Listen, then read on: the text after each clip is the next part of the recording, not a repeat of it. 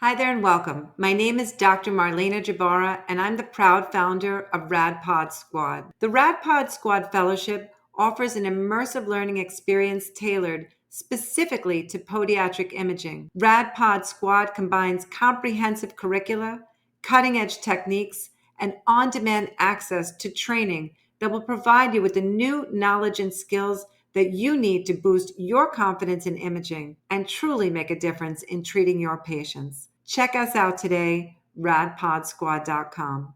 Neuropathy. Charcot neuropathy described in the 1800s. Still, we don't know much more about it. It's a severe progressive arthropathy that we see in patients who have neurovascular and arterial compromise. There's an increased blood flow initially. There's microfragmentation of the bony structures to an imperceived trauma to that insensitive foot. So we don't feel our foot. We have multiple traumas, fragmentations occur, we're not aware of this, and the bone attempts to repair and destroy itself. So we wind up with a situation like this where there's a disorganization. We can't really see those joint spaces anymore. This is not just rotated, this is disorganized with fusions, and we can describe this as neuropathic osteoarthropathy. Originally described with syphilis in tabes dorsalis and neurovascular versus neurotraumatic theories proposed for the etiology of this disorder.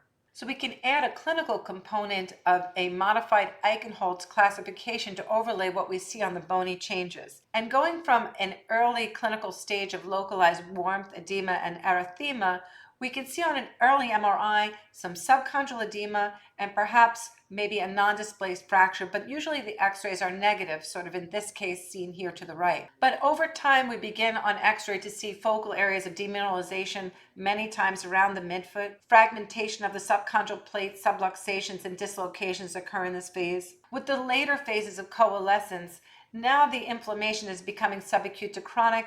We're beginning to fuse some of that fragmentation that we've seen, and remodeling will continue with a decreased amount of inflammation in the remodeling stage 3. The patient doesn't necessarily flow through all of these phases that we can see, but these are the guidelines that we can follow, clinical and x-ray guidelines and imaging guidelines to assess a neuropathic osteoarthropathy. We know that about 85% of neuropathic osteoarthropathy is seen in the hind and midfoot from the Charcot and Lisfranc towards the forefoot, and a small percentage are seen in the tibiotalar and at the level of the calcaneus. What we're looking for is to test our neuropathic changes along Cotton's triangle, which is the first, the fifth, and the calcaneus. These are the main stabilizers of the triangle for which the foot and the body rest upon.